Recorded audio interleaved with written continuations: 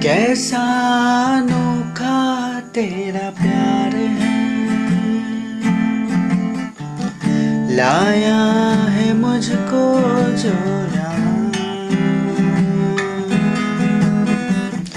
मेरा वजूद भी है क्या तेरे बिना मेरे खुदा। कैसा अनोखा तेरा प्यार है, लाया है मुझको जो यहाँ। मेरा वजूद भी है क्या तेरे बिना मेरे खुदा। हर पल साथ है, तेरा एहसास है, तुझसे ही आस है प्रभु। छू लूं तुझे, पालूं तुझे, ये आरज़ू है प्रभु।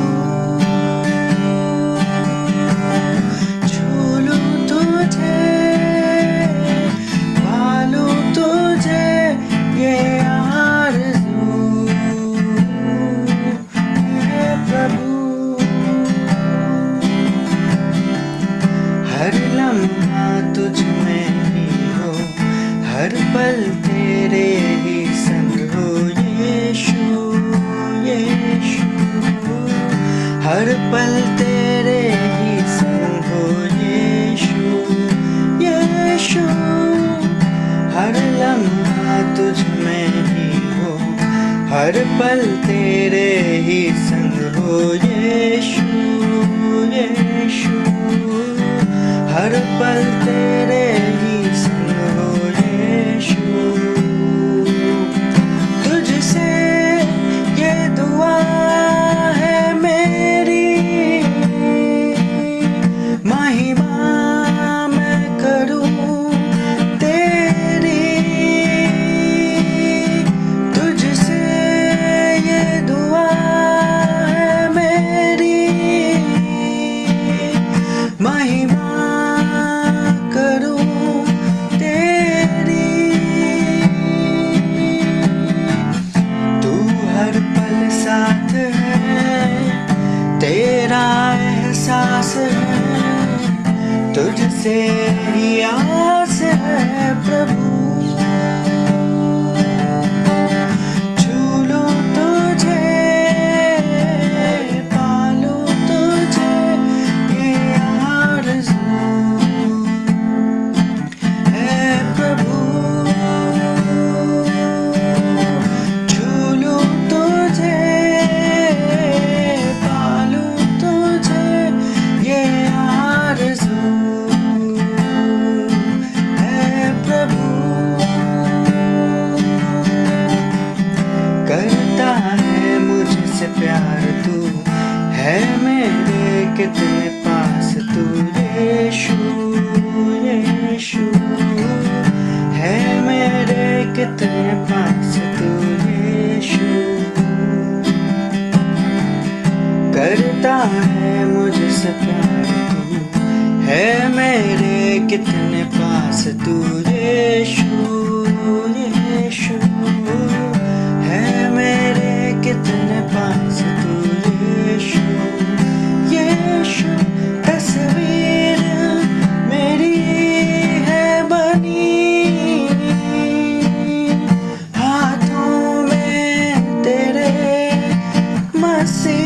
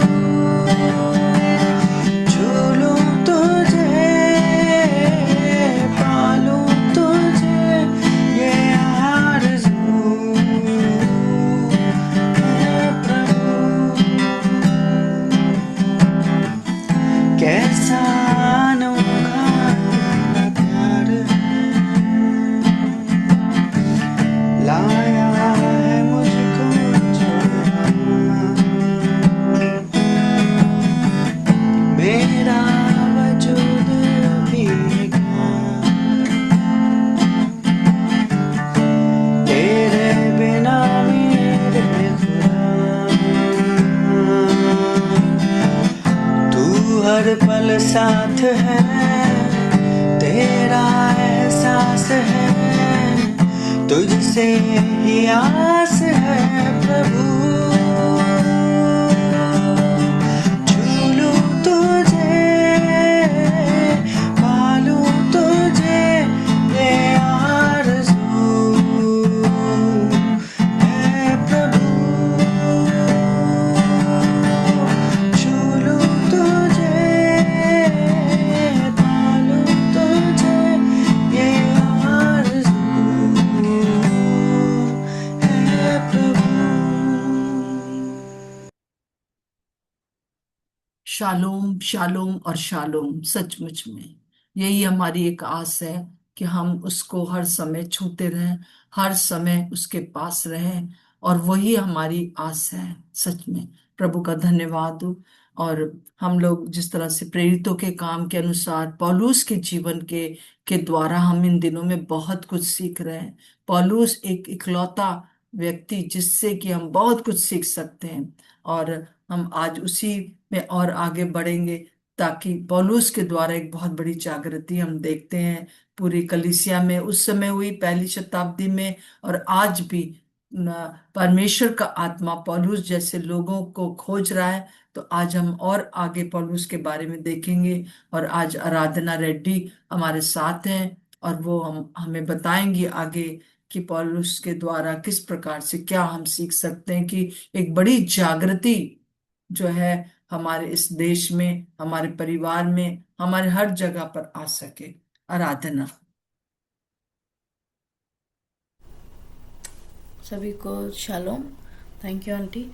और आइए आज हम देखेंगे प्रेरितों का काम, उसका 22 का 17 से लेके 30 वचन तक पढ़ेंगे। कल जबकि हमने देख लिया था 16 वचन तक, तो आज हम देखेंगे 17 से, प्रेरितों का काम 22 अध्याय 17 से 30 वचन। यदि कोई पढ़ सकता है तो प्लीज पढ़ दें। अन्य जातियों में प्रचार का आह्वान।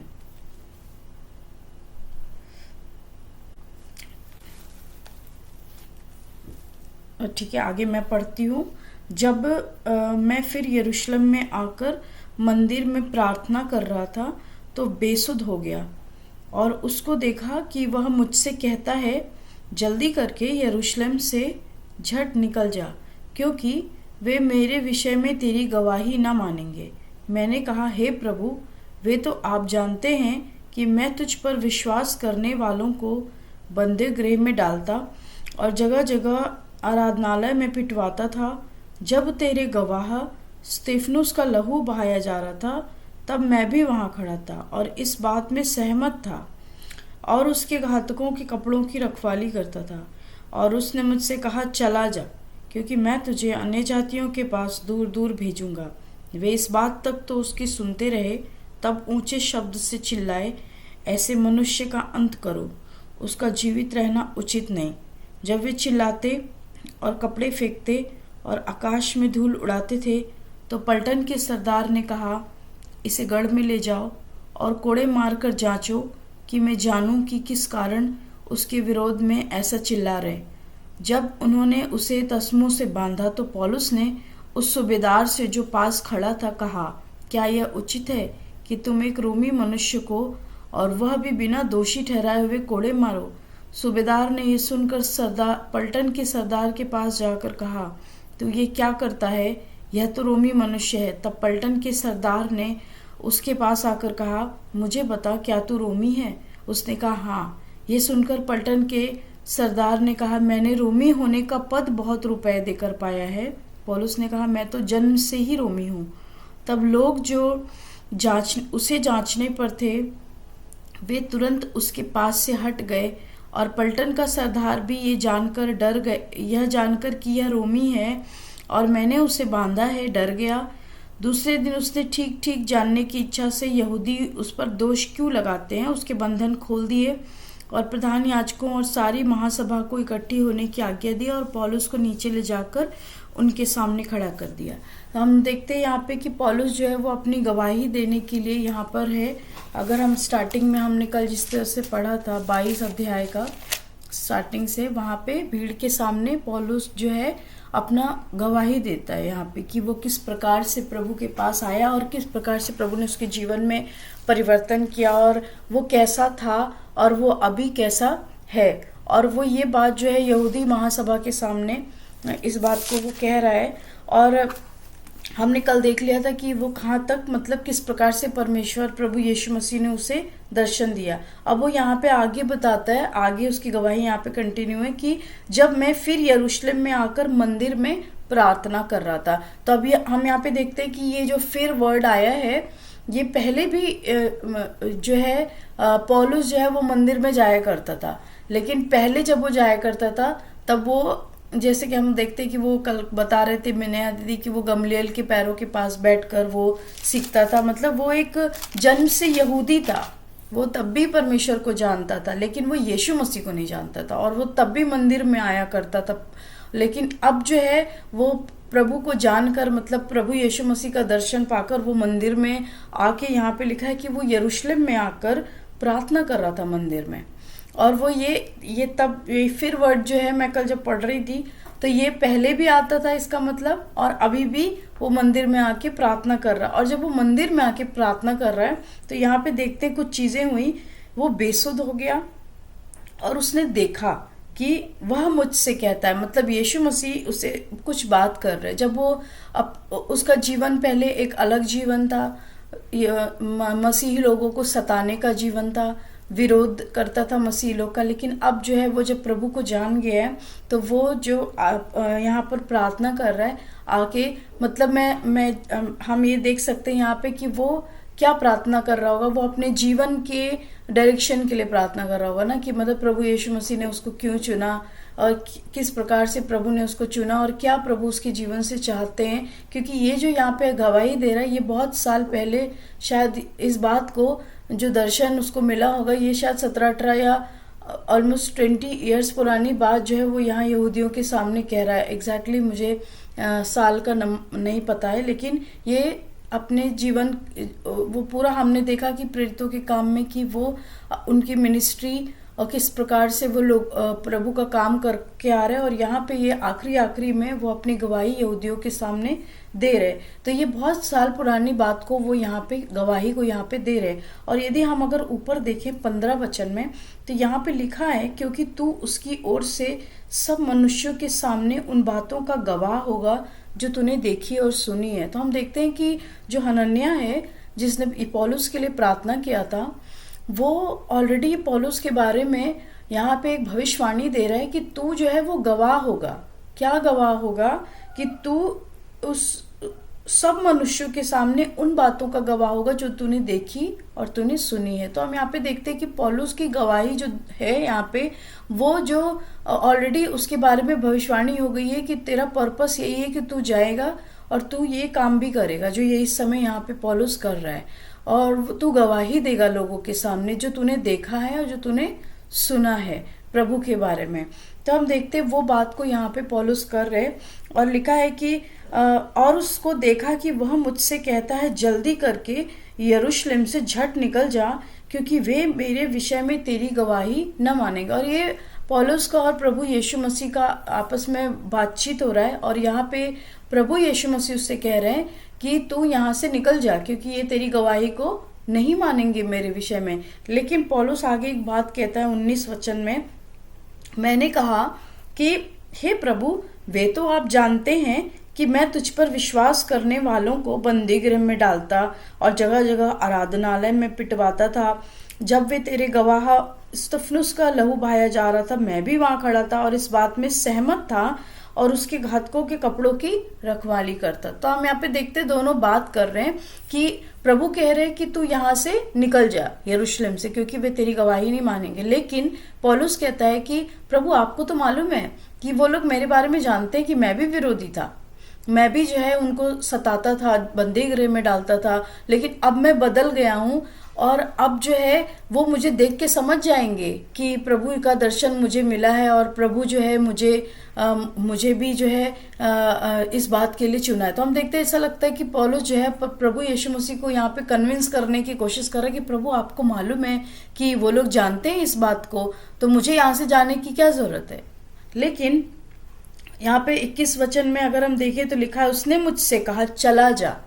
तो हम देखते हैं प्रभु ने उसकी बात नहीं सुनी, पर प्रभु ने अपना पर्पस बताया कि मेरा तेरे लिए क्या उद्देश्य है। वो ये है कि चला जा, क्योंकि मैं तुझे अन्य जातियों के पास दूर दूर भेजूंगा। तो प्रभु यीशु मसीह का पर्पस जो ये था पौलुस के जीवन से, कि तू यहाँ से चला जा और मैं तुझे अन्य जातियों के पास दूर दूर भेजूंगा, कि तू मेरे नाम की गवाही दे और तू उन्हें बताए कि मैं प्रभु हूँ, मैं उद्धार करता हूँ। और उनके जीवन से हर एक प्रकार के जो भी उनके जीवन में पाप और उन बातों के विषय में जो तुझे बताना है कि मैंने तुझे क्यों चुना है और मैं ही उद्धार करता हूँ, इस बात के लिए मैंने तुझे चुना है, तू यहाँ से चला जा। और ये बात जो है ये 17 से लेके 21 वचन तक ये बात जो है, ये प्रभु यीशु मसीह और पौलुस का आपस का बातचीत, और ये जो है वो यहूदी महासभा के सामने ऐसा कह रहा है। तो लेकिन 22 वचन यदि हम देखें तो यहाँ पे लिखा है 22 वचन में कि वे इस बात तक उसकी सुनते रहे। किस बात तक? जब ऊपर वहाँ पे 20 वचन तक, मतलब वो लहू बहाया गया स्तेफनुस का और वो सारी चीजें वो लोग सुन रहे थे।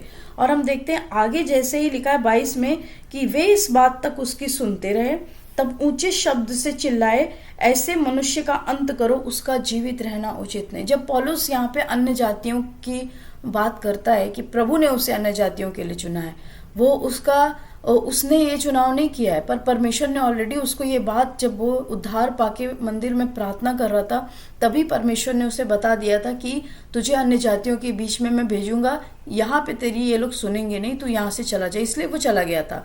तो यहाँ पे हम देखते हैं कि वो कहने लगे कि इस मनुष्य का अंत करो, इसका जीवित रहना उचित नहीं। ये क्यों ये बात यहाँ पे ये लोग कहते हैं, यहूदी लोग? क्योंकि वो ये विश्वास करते थे कि जो उद्धार है, जो परमेश्वर की आशीष है, वो सिर्फ उन तक ही सीमित है। और वो बिल्कुल नहीं, हम जैसे कि अगर हम मत्ती में भी और हम पीछे भी हम जब पढ़ रहे थे, तो हम देखते कि जो यहूदी होते थे वो अन्य जातियों से किसी प्रकार का व्यवहार नहीं रखना चाहते थे। और हम वो मेंटालिटी यहाँ पे भी, वही सोच जो है हम यहाँ पे भी देखते कि जब पौलुस जो है वो मेंशन करता है कि मुझे प्रभु ने अन्य जातियों के लिए चुना और प्रभु ने मुझे कहा यरूशलेम से चला जा, तब वो ये यहाँ पे कह रहे हैं कि इस मनुष्य का अंत करो, क्योंकि इसका जीवित रहना उचित नहीं। मतलब वो ये सोच रहे हैं कि वो जो कुछ भी बोल रहा है वो अपने मन से बोल रहा है, और ये बिल्कुल भी वो एक्सेप्ट नहीं करना चाहते थे कि जो प्रभु का और आशीष है और जो ब्लेसिंग है, जो जूइश लोग का जो कल्चर है, और ये वो अन्य जातियों तक बिल्कुल जाना नहीं चाहिए। तो उनका ऐसा ये था। फिर यहाँ पे लिखा है कि वो कहने लगे उसका अंत करो, क्योंकि जीवित रहना उचित नहीं। यदि आप मेरे साथ गलातियों 3 उसका 28 वचन निकालें, तो पौलुस ने इस बात को कहा है कि मेरे साथ निकाल लीजिए गलातियों उसका 3 उसका 28 वचन। मैं पढ़ती हूँ, यदि किसी को मिल जाए तो वो पढ़ भी सकता है।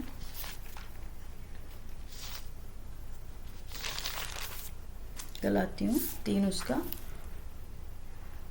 28 वचन यहाँ पे लिखा है, अब ना कोई यहूदी रहा और ना यूनानी, ना कोई दास, ना स्वतंत्र, ना कोई नर नारी, क्योंकि तुम सब मसीह यीशु में एक हो। तो मैं विश्वास करती हूँ कि ये जो वचन पौलुस ने यहाँ पे लिखा है, वो इस बात का दर्शन पाके ही लिखा होगा कि प्रभु ने उसे कहा कि तू यहाँ से चला जा, अन्य जातियों के बीच में सेवा कर। क्योंकि यहाँ लिखा ना कोई यहूदी रहा, ना कोई यूनानी रहा, ना दास है, ना स्वतंत्र है, ना नर है नारी। मतलब परमेश्वर प्रभु यीशु मसीह सबके लिए इस दुनिया में आए और सबके लिए उन्होंने अपने प्राण दिए, और जो कोई उनके ऊपर विश्वास करेगा वो किसी भी प्रकार से परमेश्वर उसे अलग तरीके से नहीं देखते। तो हम यहाँ पे देखते हैं कि ये बात को पौलुस जो है यहाँ पे वो कह रहा है कि प्रभु ने मुझे अन्य जातियों के बीच में भेजा, और लेकिन वो इस बात को नहीं सुन पाए, क्योंकि वो ये नहीं सुनना चाहते थे कि प्रभु जो है वो अन्य जातियों के बारे में ऐसा कोई आशीष देने वाला है। वो सोचते थे कि वही से बिलोंग करते हैं, सारी चीजें उन्हीं को बिलोंग करती है ना। तो फिर हम देखते हैं कि 23 वचन, जब वे चिल्लाते और कपड़े फेंकते थे और आकाश में धूल उड़ाते थे, तो पलटन के सरदार ने कहा, इसे गढ़ में ले जाओ और कोड़े मारकर जांचो कि मैं जानूं कि ये लोग किस कारण उसके विरोध में चिल्ला रहे हैं। तो अगर हम इस बात को देखें तो वो यहाँ पे लिखा है कि 22 में 2 में लिखा है कि वे ये सुनकर कि वह हमसे इब्रानी भाषा में बोलता है चुप हो गए। तो हम देखते हैं कि पौलुस जो अपनी बातें कह रहा था वो इब्रानी भाषा में बोल रहा था। तो शायद वो रोमन जो सैनिक थे, जो रोमन सूबेदार था वहां पे, वो उनको ये बातें समझ में नहीं आ रही थी, इसलिए वो ये कहता है कि इसे यहाँ से लेकर जाओ और कोड़े मारकर जांचो कि मैं जानूं कि किस कारण उसके विरोध में ऐसा चिल्ला रहे हैं। तो जो उस समय रोमियों की प्रथा थी, मतलब उनका पनिशमेंट देने का, उनका सजा देने का ये था कि यदि वो किसी को दोषी पाते थे, और वो रोमियों के लिए नहीं था, अन्य जातियों के लिए था, कि यदि किसी को दोषी पाते थे वो पहले कोड़े मारकर जांचते थे कि वो जो व्यक्ति है वो उसने क्या गलती करी है और उसको कोड़े मारा जाता। ऐसा कोई नॉर्मल कोड़े नहीं मारा जाता था कि ऐसा हम सोच लें कि ऐसा 2-3 फटके लगाए और बस हो गया। वो बहुत बुरी तरह से कोड़े मारते थे और कई बार वो जो कोड़े मारने की सजा होती थी उसमें व्यक्ति या तो मर जाता था या तो वो अपाहिज हो सकता था। इस तरह की उनकी सजा होती थी। तो यहाँ पे हम देखते हैं कि वो बोलता है कि सरदार ने कहा इसे गढ़ में ले जाओ और कोड़े मारकर जांचो मतलब उससे उगलवाओ कि उसने किया क्या है, क्योंकि उसको ये समझ में नहीं आ रहा था कि यहूदी लोग क्यों चिल्ला रहे। तो हम देखते हैं कि जब उन्होंने उसे तस्मों से बांधा तो पौलुस ने उस सूबेदार के पास जो खड़ा था कहा, क्या यह उचित है कि तुम एक रोमी मनुष्य को, और वो भी बिना दोषी ठहराए हुए, कोड़े मारो। तो अब पौलुस जो है वो अपने जो रोमन सिटीजनशिप था, क्योंकि वो जन्म से ही रोमी था और वो वहीं पे उसी जगह पे पैदा हुआ था। और हम स्टार्टिंग में देखते हैं 22 अध्याय में, और वो ये बात को पहले कभी उसने नहीं बोला, लेकिन यहाँ पे जब वो देखता है कि उसको कोड़े मारकर जांचने जा रहे हैं जबकि उसकी कोई गलती नहीं थी, तो वो ये बात को अपना रिवील करता है, प्रकट करता है कि वो एक रोमी मनुष्य है। वो अपने अधिकार को यहाँ पे बता रहा है कि वो रोमी है। और रोमी जो नागरिकता होती थी, रोमी नागरिकता होती थी उस समय लोग मतलब वो बहुत जो रोम जगह है, रोम जो शहर था, उसके लिए एक बहुत इम्पोर्टेंट, मतलब हर जगह की नागरिकता बहुत मायने रखती है, राइट। तो वो वहां पे वो जो रोमी सैनिक थे वो ये सोच रहे थे ये कोई बाहर का है, रोमी नहीं है। लेकिन पौलुस कहता है कि मैं रोमी हूं। और आगे हम देखें तो लिखा है कि 26 वचन में, सूबेदार ने ये सुनकर पलटन के सरदार के पास जाकर कहा, तू ये क्या करता है, यह तो रोमी मनुष्य है। तब पलटन के सरदार ने उसके पास आकर पूछा, तू क्या रोमी है? मतलब रोमी होना एक प्रिविलेज होता था कि मतलब वो वहीं का है। और लोग इस चीज को, क्योंकि आगे हम देखें तो वो कहता है कि मैंने इस रोमी होने का पद पैसे देकर पाया है। तो वो बोलता है कि मतलब कि अगर कोई रोमी है तो उसको ऐसे कोड़े नहीं मार सकते थे। जो कोड़े मारने की जो चीजें होती थी, बातें होती थी, वो अन्य जातियों के लिए होती थी। तो हम देखते हैं कि जो सूबेदार था वो डर गया। क्यों डर गया? क्योंकि वो ये डर गया कि वो उसने जिसको बांधा है वो एक रोमी है।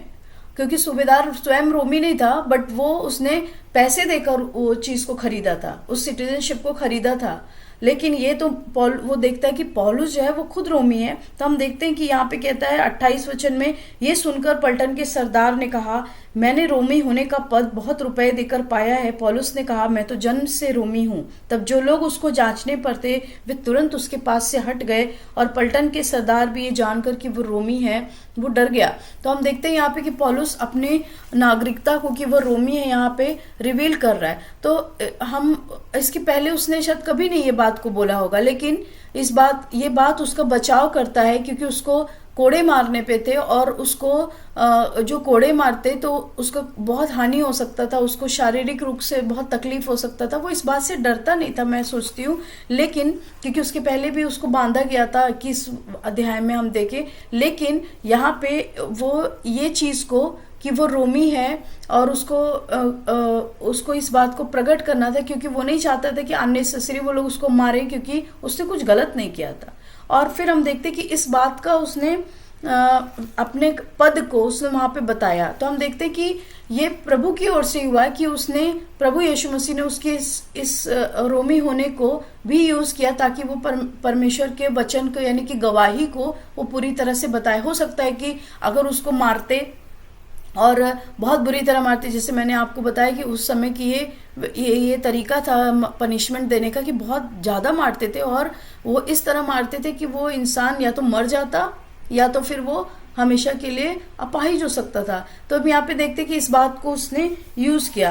तो आगे 30 वचन में हम देखें, दूसरे दिन उसने ठीक ठीक जानने की इच्छा से, तो हम देखते दूसरे दिन यानी अगले दिन जो है एक महासभा बुलाई गई, है ना। एक ऑनर हुआ उसका, पौलुस का, उसकी बात का, उसके सिटीजनशिप का वहाँ पे ऑनर किया गया और एक महासभा को बुलाया गया, एक अरेंज किया गया कि आओ बात करेंगे कि क्यों तुम लोग उसके ऊपर दोष लगा रहे हो, और सारी महासभा को इकट्ठा होने की आज्ञा दी और पौलुस को नीचे ले जाकर खड़ा किया गया। तो हम ये पूरे जो अध्याय है हम देखते हैं कि किस प्रकार से पौलुस ने अपने, और सबसे पहले हम ये देखते हैं कि किस प्रकार से पौलुस ने अपने बुलाहट को, है ना, याद रखा।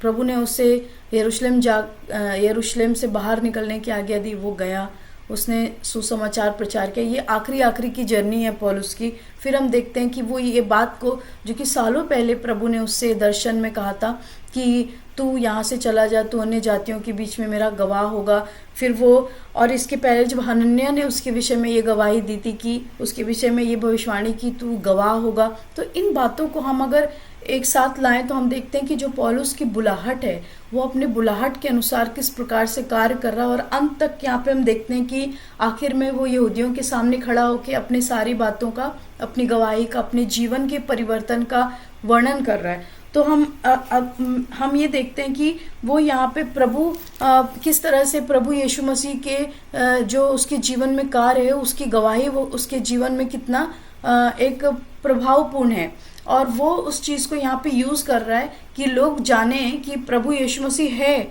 और प्रभु यीशु मसीह जीवन को बदलने वाला परमेश्वर है। क्योंकि वो कैसा था, उसको प्रभु ने कैसा किया, उसका जीवन का पर्पस क्या था, प्रभु ने उसके जीवन के पर्पस को भी बदल दिया और उसको एक ऐसा बर्तन बना दिया कि वो परमेश्वर की महिमा के लिए इस्तेमाल हो। और हम देखते हैं कि पूरा हम 8 अध्याय से हम पौलुस के जीवन के 7 अध्याय से पौलुस के जीवन के बारे में हम देखते आ रहे हैं। तो आज यही हम प्रार्थना कर सकते हैं कि हम में से हर एक को प्रभु ने एक पर्पस से चुना है। और कई बार जब हम अपनी गवाही देते हैं, है ना, कई बार हम जब उस बात को स्मरण करते हैं कि किस पर्पस से, क्या दर्शन, क्या जो उद्देश्य प्रभु ने हमें बताया था कि हमको क्यों प्रभु ने चुना है, तो हम याद रखें, हम उसको फिर से रिकॉल कर सकें या फिर हम प्रभु से पूछ सकें।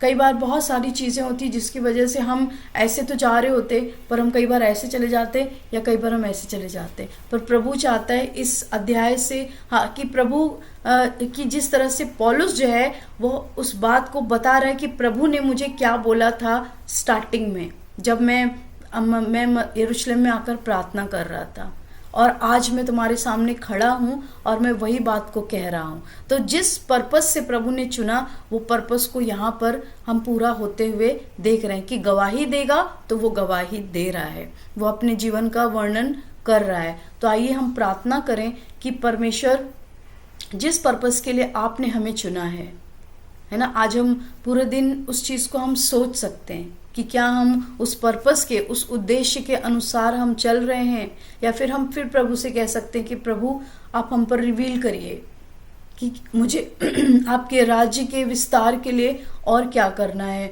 और किस प्रकार से मुझे सीधे चलते जाना है, किस प्रकार से मुझे इस अध्याय से, जैसे हमने पौलुस के जीवन से देखा। तो आइए हम प्रार्थना करें।